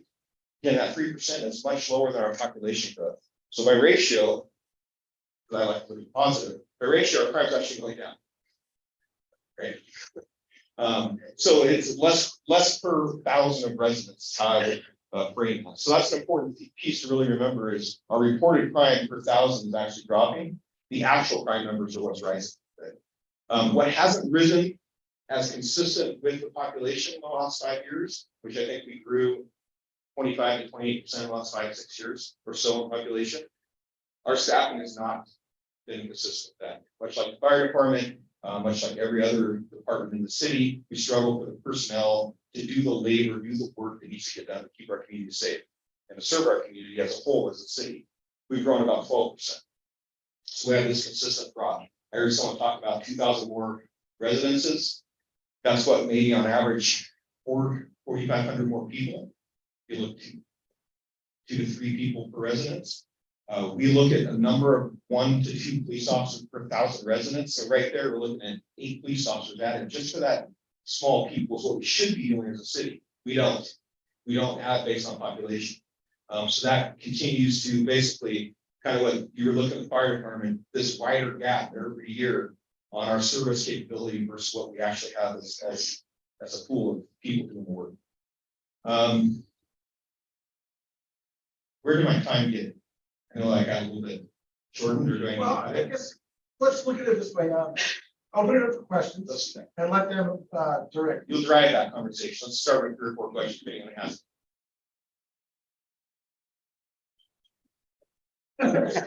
Right there. What I'm hearing, they deal with the population. Keep your numbers steady. And what I would understand is voter and citizen. I think what you're doing is important. I think some of the money that now spends on other things is not.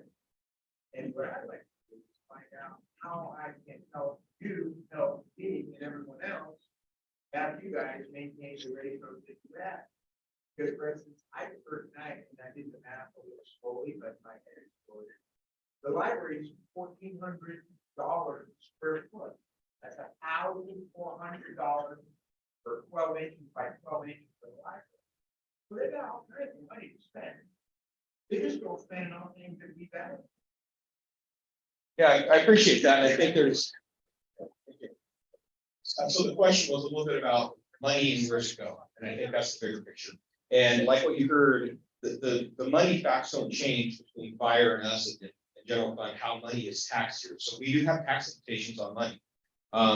Ultimately, the government is responsible for a couple of core areas, right? Public safety, utilities, bunch of other stuff, street maintenance, bunch of things they do that are core areas. And then there's some discretionary fund. And I'm not gonna talk specifically about how deep that budget is, but our discretionary fund is pretty small here. Some of the money that you were speaking of, specifically around homelessness, or some of the issues that almost last year were one-time funds or grants from state or federal government. They were not coming from general fund replacing what was going to fire, police, streets, utilities. They were specifically funded from grants from state or federal government. It wasn't like that general fund money that comes out of taxpayers' funds here. Somewhere that's taxpayer money, right? All money is, but it wasn't coming from here for that specific fund.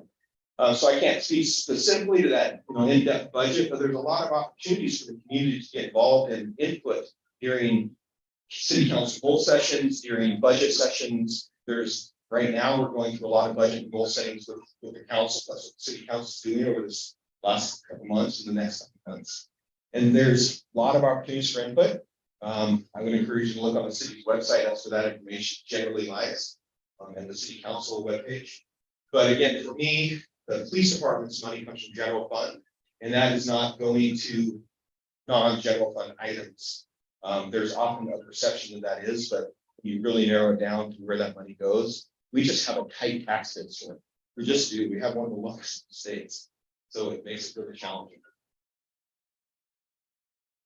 Yeah.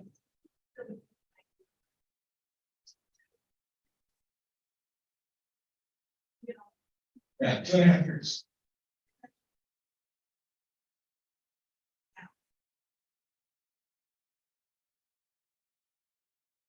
Yeah, good question. So from my time here, this is my 30th year in law enforcement and as a police officer. 2.5, just over 2.5 years here. Still feels fairly new because this is one of my first big in-person meetings. Everything's been Zoom, so this is awesome. And we have authorized, we have right now 106.5. So we have half police officer. We have 106.5 sworn police officer positions. That includes from the entry level police officer all the way to me. What we have is 54 police officers who work patrol the street. And then we have a variety of other police officers assigned to investigations at different units. Where we started when I came was pretty low, not because it wasn't authorized, because no one wanted to be a cop in 2020. A lot of reasons why, I can imagine. So it was a challenging recruiting environment and retention environment. A lot of people chose to, at the same time that we saw a drop in law enforcement desire, saw this increase in the housing industry and building industry. And a lot of police officers have some skills. So people went and did that. They chose different real estate options. They decided maybe to retire when they could instead of staying longer. So we saw a huge drop. We were down roughly 24 positions when I got here in 2020.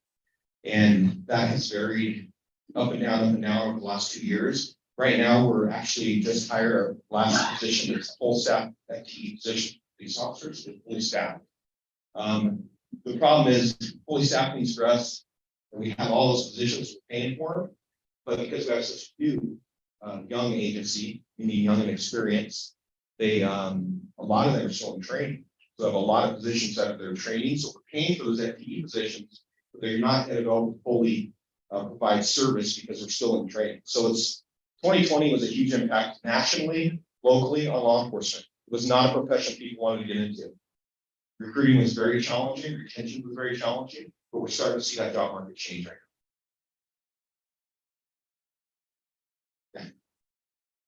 My question has to do with trespass, and from your experience, what's the relationship with property tax? And in Deschutes County, progressively over the years, the DAs have chosen not to pursue trespass. And do you see that as being a problem and not a problem? So the question, thank you. The question about trespassing. Historically, in his experience, this attorney's office for Deschutes County has chosen not to pursue trespassing charges when people are arrested or charged. And I would say that I've had similar experiences previously. I don't want to speak for DA Gunnels, but I have had a conversation with him specifically, and that is not his position. His position is around seeking justice appropriately. Sometimes that needs to be a dismissed case where you have alternative outcomes, but for predominantly, if we present charges or if we have someone arrested, his office has advised me that they're moving forward with charges as appropriate. Trespass in and of itself is a pretty low level crime, but it's also a big crime. It's one of our highest calls of service in the city. It's unwanted persons or trespass.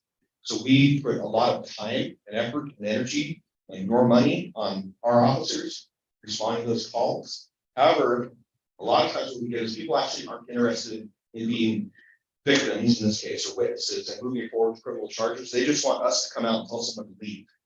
And for us, that's really dangerous because we have to have a legal standing for what we do.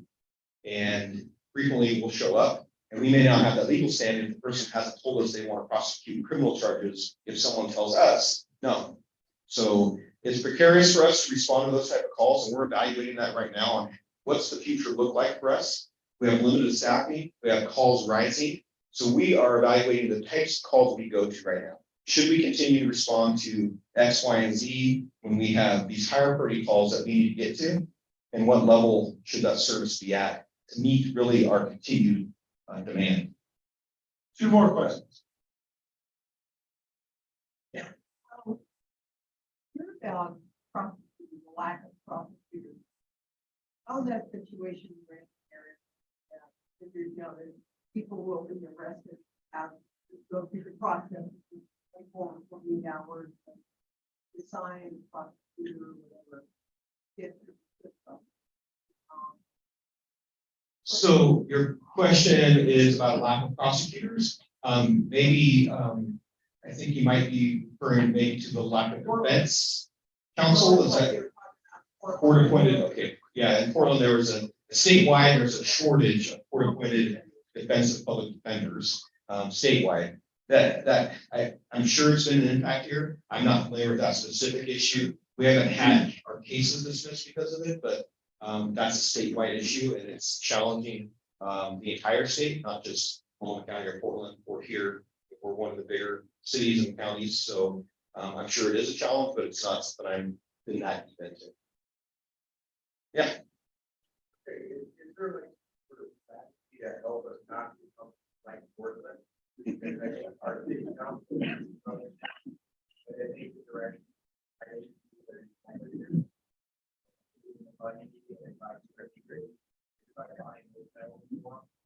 So you have to get important to know what happened. You know, the livability of that place is suffering. People that live there, the quality of life. So, and I'm guessing the trespassing question is probably someone who owns property and has like a homeless guy sitting on a camp.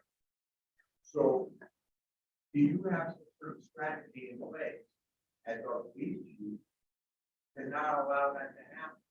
And how can we cooperate with you to help you help us maintain why we live here? Yeah.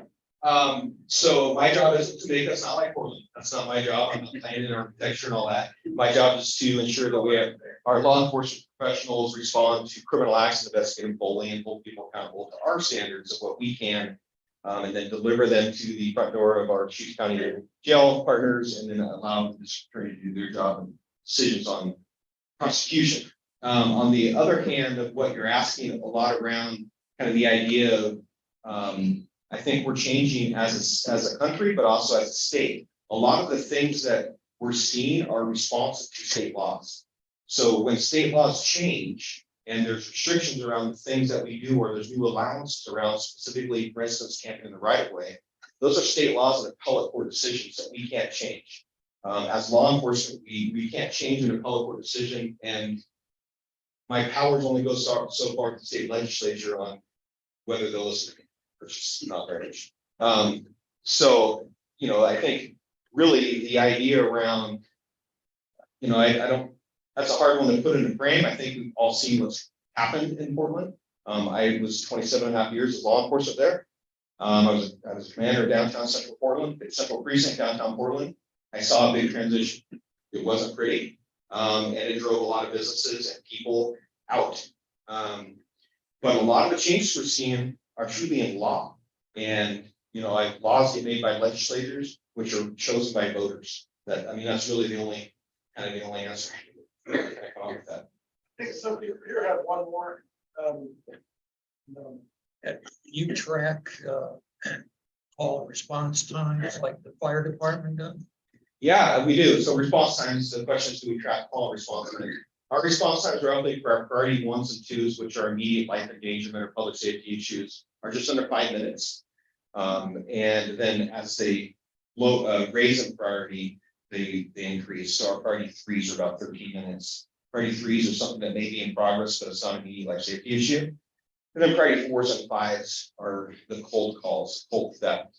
Nothing's happening right now. And sometimes those could be 10 minutes to 45 minutes, just depends, or even longer. Sometimes we refer those to our online reporting system because there's no difference we're going to make if we show up. That's just using time to be responding to a higher priority call. So over the years, the nice thing that when you look at our numbers, those response times remain consistent. Just under 5 minutes for our highest priority, most endangered issues, which we'd like to keep it about 5 minutes or less. That's important to us because, like fire, when you're involved in an event, maybe it be being assaulted or a fight, a couple minutes is a really long time, and it can make the difference of life or death. So our response is really critical before we get there on time.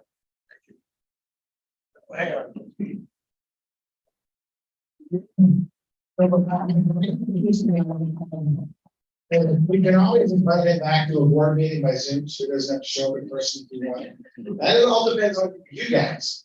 If you want to continue to talk to Mike Grants, we can schedule time, sometimes in a few months, and get some more of these questions answered directly. I'm gonna wrap up the meeting with one final statement, and I always tell people this. I seem to constantly have to remind people of this. The city of Bend and every other city have all different sorts of legal and tax structures that are literally very different than other areas. We have a library district, we have a school district, we have a parks district, we have a city council. The city council cannot mandate what happens on parks property. They can create rules near it, but not mandate what happens on it. So a lot of times when people look at their tax payment or their property tax bill, they think they're paying for something and they want to know why something isn't happening. But they forget that it's broken up into all these different categories with a bunch of different people in control. And I just want to end on that note, not in a negative way. It's just a part of understanding the civics of Bend. And even Bend operates differently than Redmond. They don't have a parks district. They operate under the city council there. So even just comparing Bend to Redmond sometimes becomes very difficult in conversations. I just want to remind that as people read the news, go to social media, vent to their friends. Everything is very different. That said, we are a little over time. I'm going to wrap this meeting up. We do meet once a month. I appreciate everybody showing up. Grab some free stuff on the way out. If you haven't eaten and you want lunch tomorrow, grab some food over there. Fire department will still answer questions, and I'm sure Mike will stand here for 5 or 10 minutes and answer any direct